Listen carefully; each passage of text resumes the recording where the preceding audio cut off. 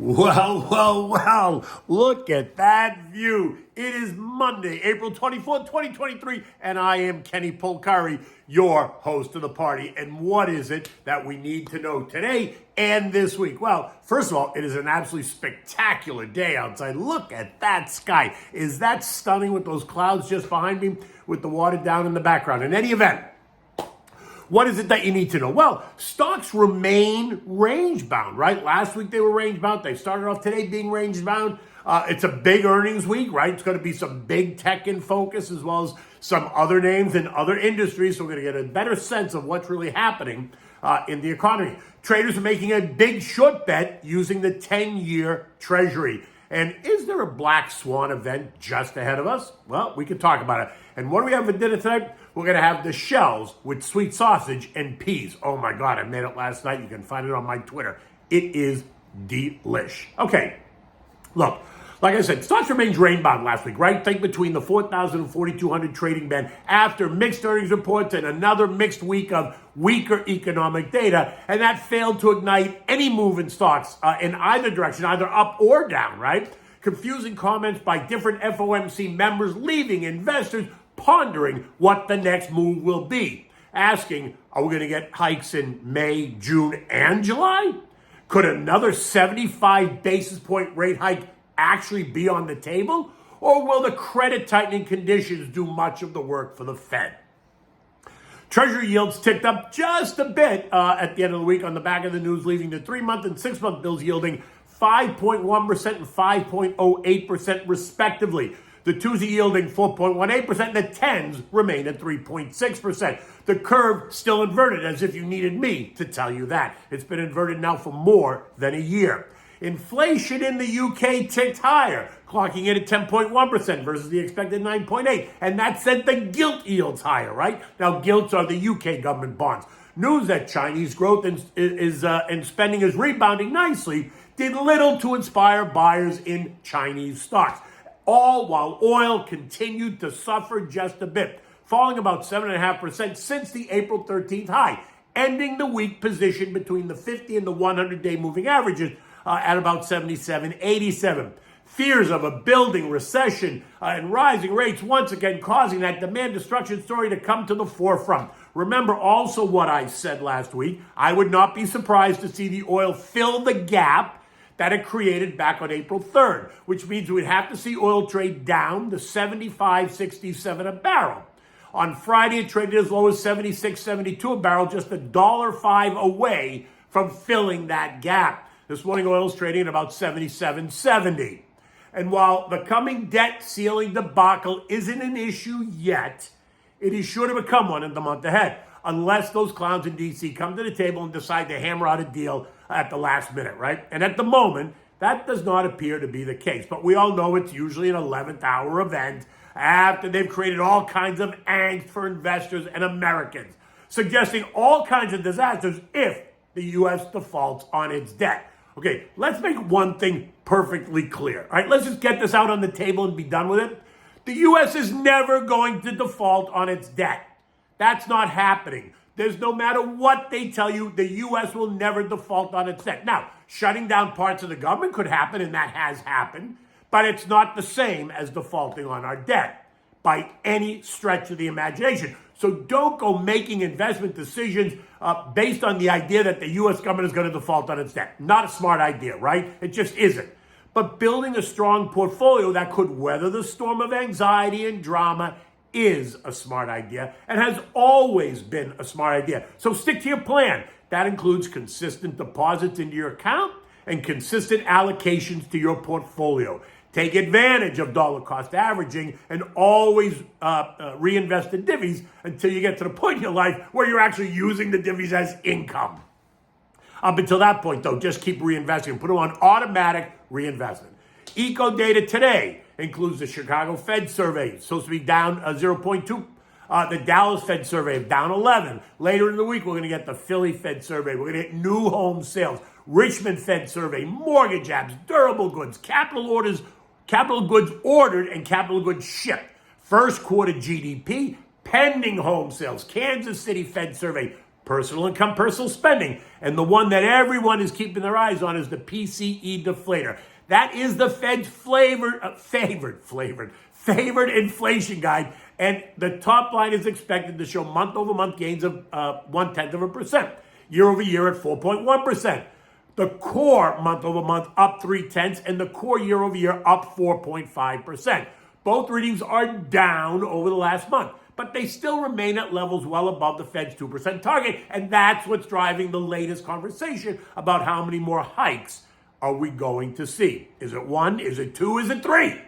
And those cuts that the traders keep dangling in your face, yeah, that's not happening. At least not this year. The Fed has been very clear about that. I mean, here we are talking about 2 or 3 more hikes, and then they expect the Fed to cut by, say, 75 basis points by the end of the year? Look, the Commodity Futures Trading Commission has told us that leveraged investors have boosted their net short positions on the 10-year Treasury by nearly 1.3 million contracts. It's actually 1.29.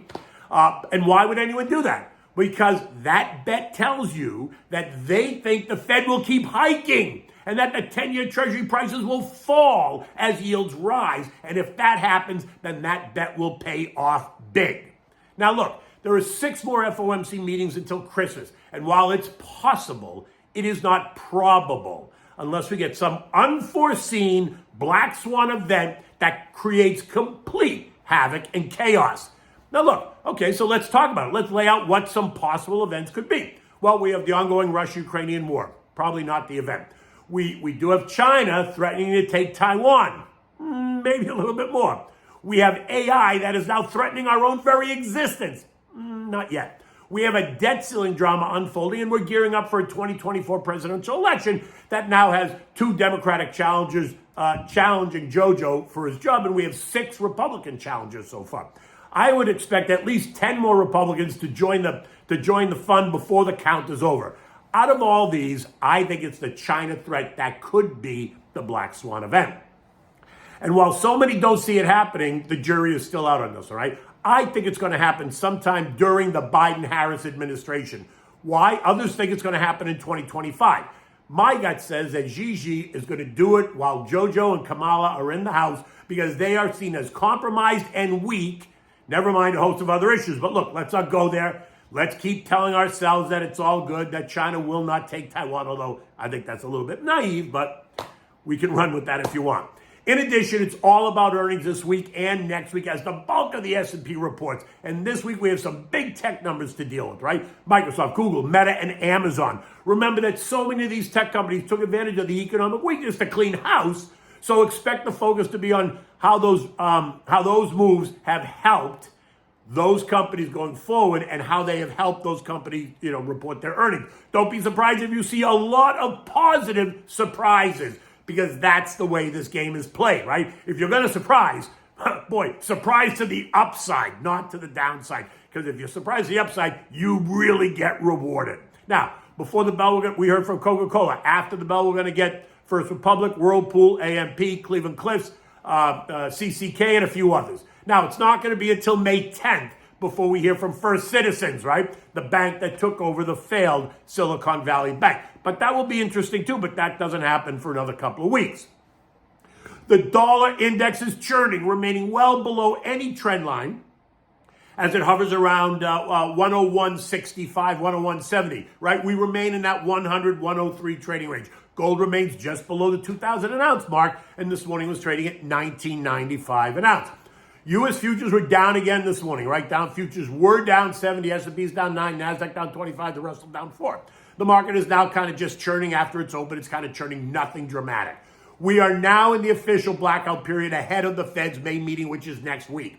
Do not expect to hear much from the Fed, but anything they want to get out there, it's going to come through Goldman or the Wall Street Journal. Come on, we already know this. If it comes from Goldman, it's going to come in the form of Chief Strategist Davey Costin says, or Chief Economist Jan Hatzius thinks. And while the Wall Street Journal will use unnamed sources to position their piece. In any event, this is no time to fall asleep. European markets are all lower this morning, not much, but in negative territory. It's all about the earnings and the central bank policy across Europe, right? The ECB. and the Bank of England. It just feels like a continuation of the complacency seen last week. And complacency, as we talked about, can be dangerous, right? Now, the S&P closed at 4133 on Friday, up 3 points. And as I said, stocks and investors are tired. You can feel it, right? The May hike is coming and then followed by what? A June and July hike? We don't know yet, right? And that lack of clarity may cause volatility to rise in the days ahead. At the moment, the path of least resistance is lower. Why? Because there is enough economic and Fed uncertainty, and it's the uncertainty that will cause stocks to decline. Because remember, it's the uncertainty that makes investors and markets anxious. If there's bad news, but it's clear and it's clarified, then the market can price that in. That's when you'll start to see stability. But it's the uncertain news that keeps investors on the edge. In the end, what did I tell you? Stick to your plan, know what you own and why you own it, stabilize your account with short duration money if that makes you feel better. Keep your shopping list updated because when the market sells off, it will create longer term opportunity. Okay, so we're having dinner tonight. Wow, I made this last night and it is simple and so delicious. It's shells with sausage and peas. Now, you can find the picture. I posted it on my Twitter, so at Kenny Polcari, you'll see the picture of the dish last night. Now, for this, you need 1 pound of pasta shells, a bag of frozen peas, 1 large onion, garlic, sweet Italian sausage out of the casing, olive oil, chicken stock, salt and pepper, and fresh grated Parmigiana cheese. Start by always bringing a pot of salted water to a rolling boil on the back burner, just so it's ready. Now, in a big saute pan, brown the sausage, right? Once the sausage is all brown, just remove it, set it aside on a dish, leave it there. You're going to use it in another minute. Now, in that same saute pan with the fat from the sausage, add a splash of olive oil, add the chopped garlic and 1 diced onion, saute it around for 5 minutes or so. Now add back the sausage, stir it all up, let it cook on medium-low heat.